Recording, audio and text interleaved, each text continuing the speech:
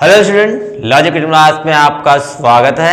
हम लोग आज लेकर आए हैं कक्षा 5वीं के लिए नवोदय क्लासेस। ठीक है, इसकी क्लासेस स्टार्ट हो चुकी हैं। ठीक है, तो ये जो है एक क्रैश कोर्स है, समझ लो, यानी कि 4 महीने में आपका पेपर हो जाएगा। तो उसके लिए हम लोगों ने कोर्स चालू किया है। ठीक है, तो ये जो है सबसे पहले हम लोग इसकी पिछले वीडियो में संख्या पद्धति को थोड़ा सा स्टार्ट किए थे। एक वीडियो में बना चुका हूँ पार्ट 1 करके।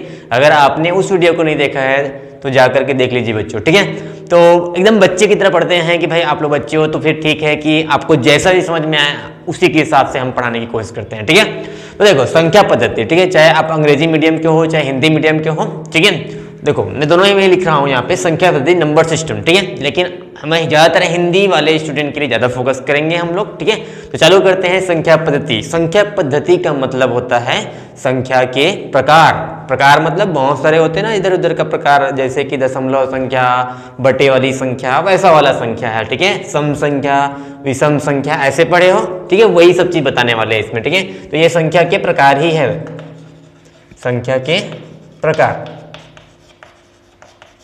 तो इस संख्या के प्रकार में सबसे पहला प्रकार है, बस आपको परिभाषा से कोई मतलब नहीं रखना है। यहाँ पे आपको रखना है सिर्फ कि अगर मैं आपको बोलूं कि पहला प्रकार में अगर बताना चाहूं तो प्राकृतिक संख्या है।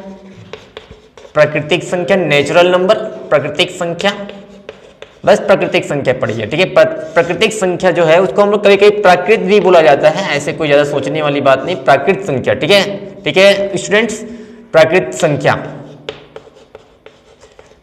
ठीक है, ठीक है ना। ये जो है गिनती की जो संख्याएं होती है, जो कि 1 से हम लोग गिनती लगाते हैं, 1 2 3 4 ऐसे करके, फिर ऐसे जाते जाएंगे और अंत में अगर हम लोग बहुत सारे नंबर आ सकते हैं, आदि इत्यादि नंबर आ सकते हैं। 1 से लेकर स्टार्ट होगा और आगे जितने नंबर आप गिनती गिन सकते हो, अनंत संख्याएं गिन सकते हो, वो पूरी क्या होती है, वो होती है प्राकृत संख्या। बस इतना ही याद रखना है आपको। ठीक है, दूसरी बात पढ़ेंगे हम लोग पूर्ण संख्या। पूर्ण संख्या, पूर्ण संख्या, ठीक है, पूर्ण संख्या यानी कि इस प्राकृतिक संख्या में एक और नंबर अगर हम जोड़ दें, जैसे कि 0 अगर जोड़ देते हैं, 0 से स्टार्ट करते हैं, 0 1 2 3 4 ऐसे करके चलते रहेगा, आदि जितने भी नंबर आएंगे, जितने भी आपको गिनती आती है, 0 से गिनती लगानी है। ठीक है, तो ये जो हो जाएगी, ये होगी पूर्ण संख्या। ठीक है, हाँ, अब अगर देखा जाए दोनों में, अगर तुलना किया जाए दोनों में, अगर ध्यान से देखा जाए तो एक चीज पता चलेगा दोनों में क्या अंतर है, क्या ऐसा लग रहा है अलग है। तो ये है 0, इसमें 0 है, ये 0 से स्टार्ट नहीं हो रहा है, ये 1 से स्टार्ट होता है, ये 0 से स्टार्ट होता है। ठीक है, और आगे चलते रहता है। ठीक है ना, 0 से गिनती लगाएंगे, इसमें 1 से गिनती लगाएंगे। इसमें अगर पूछा जाए तो सबसे छोटी प्राकृतिक संख्या 1। ठीक है, अब सबसे बड़ी प्राकृतिक संख्या बोला जाए तो नहीं पता, क्योंकि आगे बहुत सारे नंबर है, नहीं बता सकते आप, बता ही नहीं सकते आप। ठीक है, हाँ, लेकिन अगर 1 अंक की सबसे छोटी प्राकृतिक संख्या बोले तो 1 होगा। 2 अंकों की सबसे छोटी प्राकृतिक संख्या क्या होगा, 2 अंक वाली क्या होगी, 9 तक तो 1 1 चलता है, फिर 10 आएगी तो 10 क्या है, 2 अंकों की सबसे छोटी प्राकृतिक संख्या। ठीक है, और अगर सबसे बड़ी प्राकृतिक संख्या बोले 2 अंकों की तो 99। ठीक है ना, ये चीज मैं पिछले क्लास में किया था, तो जाकर के देखना उसको। ठीक है, पूर्ण संख्या में देखा जाए तो सबसे छोटी प्राकृतिक पूर्ण संख्या जो है अपने पास 0 है। ठीक है, 0 क्या है, सबसे छोटी पूर्ण संख्या। पूर्ण के हिसाब से अगर हो जाए तो पूर्ण संख्या सबसे छोटी क्या होती है, 0। और आपको अगर बोला जाए कि 1 अंकों की सबसे छोटी पूर्ण प्राकृतिक संख्या में तो 1 बोला जाए, तो पूर्ण संख्या अगर बोला जाए तो 0 बोलना। ठीक है, ये भी सेम ऐसे ही चलता है, आपको बीच में कोई भी नंबर उठा के दे सकता है। ठीक है, तो देखो प्राकृतिक संख्या पूर्ण संख्या में इतना अंतर है, इसमें 0 आता है, इसमें 0 नहीं आता, ये बात को याद रखिएगा। ठीक है, तीसरा जो पढ़ने वाले हैं प्राकृतिक संख्या पूर्ण संख्या, उसके बाद पढ़ेंगे पूर्णांक संख्या। ये भी काम का चीज है। पूर्णांक संख्या जितना आपको जरूरत पड़ेगा कक्षा 6वीं में प्रवेश के लिए नवोदय क्लास में, उतना ही बताया जाएगा इसमें। ठीक है, पूर्णांक संख्या, पूर्णांक संख्या मतलब और भी कुछ चीज आ जाएगा इसमें। ठीक है, और भी क्या चीज आ जाएंगे, देखो 0 तो आएगा, 1 2 3 ऐसे करके 4 ऐसे करके आगे जितने भी आगे चल दो, उसके पीछे भी आना है, पीछे मतलब माइनस, ऋण में आएगा, ऋण 1 ऋण 2 ऋण 3 ऐसे करके इधर कितने भी आगे जा सकते हो, उधर कितने भी आगे, इधर कितने भी पीछे। ठीक है, तो इधर जाओगे, इधर हमेशा जाओगे तो संख्या बढ़ेगी, संख्या क्या होगी, बढ़ेगी। ठीक है, और इधर जाएंगे तो 0 की इधर जाएंगे तो संख्या क्या होगी, घटेगी, संख्या क्या होगी, घटेगी। इन बातों को याद रखिए। अगर यानी कि अगर बोला जाए ऋण 1 और ऋण 2 में कौन बड़ी है, तो आप बोलोगे ऋण 1 बड़ी है, क्योंकि इधर तो घटती है, तो ये बड़ी होगी, उससे भी बड़ी कौन होगी, 0 0 से बड़ी होगी 1, ऐसे करके इधर चलते जाएंगे। ठीक है, इधर बढ़ेगी इधर घटेगी, तो ये होती है पूर्णांक संख्या। अब इसमें तीनों में मैच करो क्या अंतर है, ठीक है। तो देखो अंतर तो आपको ज्यादा कुछ नहीं दिखेगा, देखो इसमें भी जीरो है, इसमें भी जीरो है, यानी कि इन दोनों संख्याओं में, इस पूर्णांक संख्या में इन दोनों संख्याएं आ जाती है, क्योंकि जीरो से भी आ गया, एक से भी आ गया, माइनस वाला भी आ गया, ऋण वाला भी आ गया, ऋणात्मक भी आ गया, धनात्मक भी आ गया, ठीक है। यानी प्राकृतिक संख्या को हम अगर बोले तो ऋणात्मक प्राकृतिक संख्या भी हो सकती है, ठीक है, धनात्मक प्राकृतिक संख्या भी हो सकती है। यानी इधर जो होगी इसको ऋणात्मक कहा जाएगा बच्चों, ऋणात्मक संख्या, इधर को कहा जाएगा धनात्मक संख्या। तो ये बात हुई, तो ये इन बातों को याद रखना, ठीक है। धनात्मक संख्या, ऋणात्मक संख्या, धन वाली संख्या क्या होती है, बड़ी होती है, ऋण वाली संख्या क्या होती है, छोटी होती है। अगर ऋण दो और धन दो दिया जाएगा तो आपको समझ जाना कि इसमें बड़ी वाली कौन है, ये बड़ी और ये छोटी, ठीक है। तो ये हो गया संख्या के तीसरा प्रकार, ठीक है। अब हम लोग चौथा प्रकार पढ़ते हैं संख्या के, वो है अपनी सम संख्या। सम संख्या, सम संख्या क्या होती है, सम संख्या वो संख्या होती है जो दो से भाग हो जाए। दो से भाग होने के लिए क्या होना चाहिए, देखो दो से भाग होने के लिए आखिर में 0, 2, 4, 6, 8 ये नंबर अगर आखिरी में कोई भी मिल जाता है, जैसे कि 5000 लिख दिया तो देखो 0 है तो ये दो से भाग हो जाएगा, दो से भाग मतलब आधा कर देना है, ठीक है। और ये जैसे कि 902 लिखा, ये भी दो से भाग हो जाएगा। आखिरी का देखना है इकाई, इकाई को देखो, ये इकाई बोलते हैं इसको, ये इकाई में क्या होना चाहिए, ये सब इकाई में अगर होए, ये सब इकाई में अगर हो तो क्या हो जाएगा, दो से भाग हो जाएगा, ठीक है। तो सम संख्या क्या होती है, दो से भाग हो जाती है। या फिर जोड़ो समझ लो, जोड़ी जोड़ी में दो की जोड़ी होगी वो सम संख्या होगी, ठीक है, सम संख्या, ठीक है। तो सम संख्या दो की जोड़ी होती है, तो इसमें सम संख्या कहां से स्टार्ट होगा, 2, 4, 6, 8 ऐसे करके चलते रहेगा। तो 2, 4, 6, 8, 10, 12, 14, 16, 18, 20 ऐसे करके पढ़ते जाओ, ठीक है। अगर मैं पूछूं 2 से लेकर 20 तक कितने सम संख्या होंगे, तो 2 से लेकर 20 तक कितने होंगे, एक एक छोड़ के चलते हैं तो 10 हो जाएंगे, ठीक है। ये बात को याद रखिएगा, ठीक है। अगर बोले कि 1 से लेकर 100 तक कितनी सम संख्या होती है, तो देखो एक छोड़ के चलते हैं तो 50 होगी, ठीक है। 1 से 100 बोला जाएगा तो 50 होगा, 100 से 200 बोलेगा तो भी 100 नंबर आएंगे, 100 नंबर में कितने होंगे, 50 होंगे, ठीक है। ये बात को याद रखिएगा, ध्यान से सुनिएगा, ठीक है। तो ये हो गई सम संख्या। ऋण वाली सम संख्या भी होती है, देखो ऋण वाला सम संख्या भी हो सकता है, ऋण 2, ऋण 4, ऋण 6 भी सम संख्या होते हैं। ऋणात्मक सम संख्या है और ये वाला धनात्मक सम संख्या है, जिसमें कुछ नहीं लिखा रहता है, उसमें धन रहता है, ठीक है, याद रखना इस बात को। सम संख्या के बाद इसका उल्टा जो आता है वो विषम संख्या आता है, विषम संख्या। तो विषम संख्या कैसे हो निकालेंगे, देखो जो सम संख्या नहीं है वो विषम संख्या है, यानी जो दो से भाग नहीं होती उसे क्या कहेंगे, विषम संख्या कहेंगे, ठीक है। तो विषम संख्या में जैसे कि हम लोग के पास है 1 से स्टार्ट करते हैं, 1, 3, 5, 7, इसमें से छोड़ के आपको जो बच जाएगा वो है विषम संख्या। ऋण में भी ऐसा जैसे आगे कितना भी जा सकता है, वैसे ऋण 1, ऋण 3, ऋण 5, ऋण 7 ये भी क्या है, ऋणात्मक विषम संख्या है, ठीक है। यानी विषम संख्या वो संख्या होती है जिसकी जोड़ी ना बने, जो अकेले में आ जाए, जिसमें अपना अकड़े में हो, ठीक है, वो होती है विषम संख्या, ठीक है।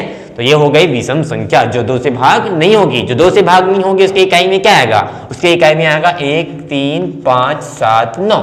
जैसे कि मैं अगर बोलूँ 11 तो ये दो से भाग नहीं होता, अब कुछ भी नंबर ले लो, 113 किसी की बात नहीं होगा, 515 किसी दो से भाग नहीं होगा, ठीक है, 517 दो से भाग नहीं होगा, जो दो से भाग नहीं होता उसे कहते हैं विषम संख्या। फटाक से पहचानना है आपको, ठीक है।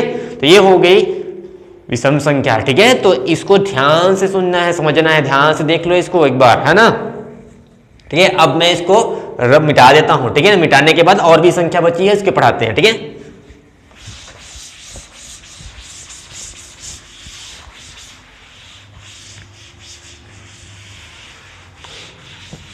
हाँ, तो हम लोगों ने 5 प्रकार पढ़ लिए, ठीक है।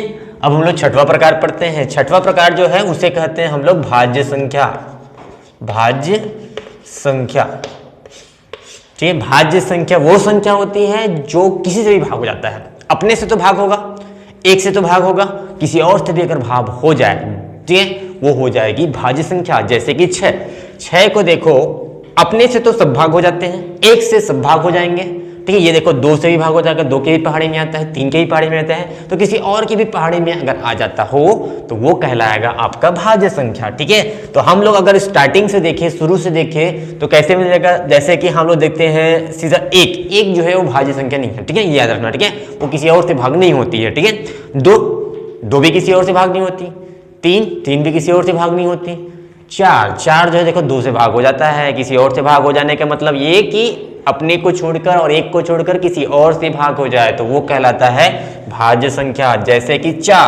4 देखो 2 से भाग हो जाता है, उसके बाद एक छोड़ के चलते जाओ, 4 के बाद हम 6 गए, 6 भी 2 और 3 से भाग हो जाता है। पहाड़ा अच्छे से पता होना चाहिए आप लोगों को, 20 तक कम से कम पहाड़ा अच्छे से याद होना चाहिए, अच्छे से मतलब एकदम तुरंत फटाफट, ठीक है। अगर मैं बोलूँ 17 सत्ते कितना होता है तो एक बार में आपका 119 ऐसा निकलना चाहिए, ठीक है। चलो तो 4 6 उसके बाद 8 उसके बाद 9 भी हो जाता है, देखो 3 से भाग हो जाता है ना, तो ऐसे करके चलते रहता है भाज्य संख्या, ठीक है। आगे कितने भी भाज्य संख्या हो सकते हैं, ऋण वाला भी भाज्य संख्या होता है, इसी को ऋण में भी लिखोगे तो भी कहा जाएगा ऋणात्मक वाला हो जाएगा यही, ठीक है, ऋण 9 ऐसे करके आगे।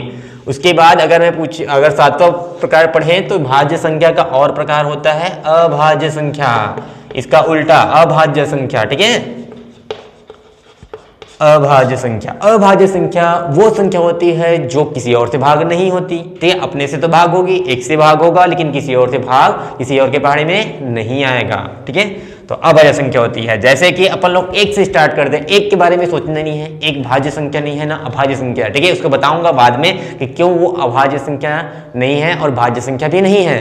तो कहां से चालू करेंगे, 2 से, देखो इसमें जो बच जाएगा वो आ जाएगी अभाज्य संख्या में, तो 2 हो जाएगी। उसके बाद 3, देखो 3 भी नहीं आता, 5, देखो 5 के बारे में सोच के देखो, किसी से नहीं जाएगा, वो अपने बस से जाता है, ठीक है। 7, उसके बाद 11, 9 नहीं आएगा, ठीक है, क्यों, क्योंकि 9 तो 3 से भाग हो जाती है, ऐसे करके चलते रहता है, ठीक है। अब इन दोनों को देखो कि सवाल ऐसे आता है पेपर में, सबसे छोटी भाज्य संख्या क्या होती है, तो वो है 4, याद रखना, ठीक है। और अगर आपको पूछे सबसे छोटी अभाज्य संख्या क्या है तो वो होता है 2, ठीक है, समझ में आया। अब पूछ सकता है आप लोगों को कि 1 से 50 तक इतनी भाज्य संख्या होती है, 1 से 50 तक अभाज्य संख्या से संबंधित बहुत सारे सवाल आते हैं। अभाज्य संख्या 1 से 50 तक अभाज्य संख्या कितने होते हैं, याद रखना, वो होते हैं 10, ठीक है, सॉरी 15, ठीक है। 1 से 50 से अभाज्य संख्या कितने होते हैं, 15, और 50 से 100 तक कितने होते हैं, 50 से 100 तक अभाज्य संख्या ये होते हैं 10। बहुत सिंपल, देखो 1 से 50 तक बोले तो 15 अभाज्य संख्या, 50 से 100 तक बोले तो 10 अभाज्य संख्या, कितने हो गए टोटल मिला करके 25 अभाज्य संख्या, यानी 1 से 100 तक कितने अभाज्य संख्या होते हैं, कितने अभाज्य संख्या, वो होते हैं 25 अभाज्य संख्या। तो चलो बताइए कि भाज्य संख्या कितना होगा, भाज्य संख्या कितना होगा, देखो 100 नंबर है अपने पास, 25 अभाज्य संख्या हो गया, बचे 75 नंबर, लेकिन एक को न तो भाज्य में गिनते हैं न तो अभाज्य में गिनते हैं, तो बच जाएगा कितना 74, 74 क्या होंगे, भाज्य संख्या होंगे। 1 से 100 तक कितने भाज्य संख्या होते हैं, 74, ये याद रखना, ठीक है। तो ये हो गई भाज्य और अभाज्य के बारे में, ठीक है। तो इस प्रकार हम लोगों ने भाज्य और अभाज्य संख्या जाने। और क्या क्या संख्या होती है, और होता है दशमलव संख्या, दशमलव में रहता है ना दशमलव संख्या, ठीक है। दशमलव संख्या मतलब दशमलव ये वाला, ठीक है, ऐसा देखे हो 2.5, ठीक है, ये हो गई दशमलव संख्या। ऐसे बहुत सारे दशमलव संख्या होते हैं। फिर बटे वाली संख्या को क्या बोलते हैं, बटे वाली संख्या को बोलते हैं हम लोग भिन्न संख्या, भिन्न संख्या, ठीक है। भिन्न मतलब बटे में दिखेगा आपको, ये भी बहुत सारे प्रकार के मिलेंगे, 2/3 ऐसा करके आपको देखने को मिलेगा, 2 सही 1/2, ये सब आगे आएगा तो और ही बताएंगे, ठीक है। एक चीज और बात याद रखना, अभाज्य संख्या में जो सबसे छोटी अभाज्य संख्या थी वो क्या थी, 2 थी, ठीक है। 2 जो है देखो इसमें 2 जो है वो एक सम संख्या भी है ना। देखो 2 के बाद आगे सम संख्या आपको नहीं दिखेगा अभाज्य संख्या में, क्यों, क्योंकि 11 के बाद 13 अभाज्य संख्या आएगा, उसके बाद कभी भी सम संख्या मिलेगा नहीं, क्यों, क्योंकि सम संख्या मिलेगा तो 2 से भाग हो जाएगा, और जो किसी से भाग नहीं होता वो अभाज्य संख्या कहलाती है। तो 2 सबसे छोटी अभाज्य संख्या भी है और 2 सबसे छोटी सम अभाज्य संख्या है। क्या है, सम संख्या भी है और अभाज्य संख्या भी है। तो सम अभाज्य संख्या कहलाती है कौन, 2 के बारे में याद रखना। इसी प्रकार 4 जो है वो सबसे छोटी समभाज्य संख्या है, समभाज्य संख्या, समभाज्य, ठीक है, क्या है, समभाज्य, सबसे छोटी समभाज्य कौन है, 4 है, याद रखना, ठीक है। दो अंकों की सबसे छोटी अभाज्य संख्या कौन है? 11। ये भी बात को याद रखना। दो अंकों की सबसे छोटी सबसे बड़ी, ठीक है, बड़ी, ठीक है, बड़ी में देखा जाए दो अंकों की सबसे बड़ी अभाज्य संख्या तो क्या हो जाएगा? ठीक है, 99। क्यों 99 हो जाएगा? क्योंकि 99 है तो 9 से भाग तो चला जाएगा, 11 से भी भाग चला जाता है, इसलिए 99। ऐसे बहुत सारे सवाल आते हैं, ठीक है। ये भाज्य संख्या है ना, क्योंकि भाग हो जा रहा है, भाज्य से भाग होगा, अभाज्य से भाग नहीं होगा। किससे? किसी और से, ठीक है। ये बात को याद रखना, ठीक है। तो इतने प्रकार के क्या होते हैं अपने पास संख्याएं होते हैं, और भी संख्या होते हैं जिसको बता रहा हूं, देख लीजिए, ठीक है। और बताते हैं 8वें नंबर पे, वो है अभाज्य से जुड़ता हुआ सहभाज्य संख्या। क्या है? सहभाज्य संख्या। सहभाज्य संख्या क्या होते हैं? सहभाज्य संख्या वो संख्या होते हैं ये जोड़ी में होते हैं। क्या होते हैं? जोड़ी में। जिसका आप लोग अगर लघुत्तम निकालोगे, लघुत्तम आता है नहीं, ठीक है, महत्तम कैसे निकालते हैं? देखो, महत्तम ऐसे निकालते हैं, ठीक है। जैसे कि मैं यहाँ पे लिख दिया 2 और 3, ठीक है। ये 2 और 3 क्या है? 2 नंबर लिया, दोनों का अगर आपको महत्तम निकालना है, मसा, ठीक है, मसा अगर बताएंगे हम लोग, ठीक है। तो जब इसका मसा निकालेंगे, मसा महत्तम समापवर्त तक, तो कितना निकलना चाहिए? 1 निकलना चाहिए, यानी दोनों बस 1 से। ऐसे संख्या जो हो जो 1 से बस भाग हो, किसी और से भाग ना हो, उसे कहा जाएगा सहभाज्य संख्या। यानी कि देखो 2 और 3 सिर्फ 1 से भाग जाता है, किसी और से भाग जाता है क्या? नहीं जाता, जोड़ी में आएगा, ठीक है। जैसे कि अगर मैं लिखूं 2 और 5, ठीक है, 2 और 5 भी लिखते हैं। देखो 2 और 5 किससे जाता है? सिर्फ 1 से भाग जाता है, किसी और से भाग जाता है क्या? दोनों के दोनों किसी और से भाग जाते हैं क्या? नहीं जाते, यानी कि ये भी क्या होगा? सहभाज्य संख्या होगा। जैसे कि हम लोग लेते हैं 4 और 9, 4 और 9 को भी लिख के देख लो। देखो 4 और 9 दोनों सिर्फ एक से पहाड़े में जाएंगे, किसी और के पहाड़े में दोनों साथ साथ नहीं जाएंगे, तो ये भी क्या हो जाएगा? सहअभाज्य संख्या हो जाएगा। और लास्ट पढ़ते हैं 9वें नंबर पे, ठीक है। ये साइड में था ना, इसको साइड में याद रखना कि ये संख्या भी हम लोग जानेंगे, ठीक है। 9वां नंबर में पढ़ेंगे, वो है जुड़वा अभाज्य संख्या। क्या? जुड़वा अभाज्य संख्या।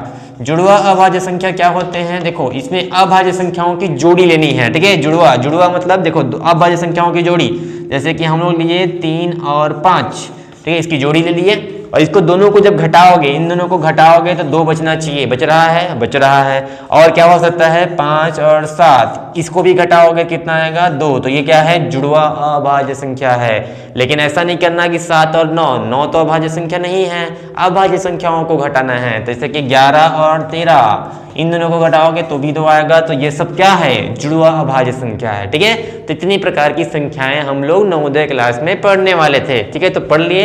अब इन्हीं को लेकर के बहुत सारे सवाल आते हैं। कैसा सवाल आता है बता दिया। सबसे छोटी जुड़वा अभाज्य संख्या कौन होगी? 3 और 5 ही होगा, ठीक है। ये बात को याद रखना, 2 वाला तो नहीं होगा, 2 और 3 तो घटाओगे तो 1 आता है, 2 आना चाहिए, 2, ठीक है। जुड़वा मतलब 2, याद रखना, ठीक है।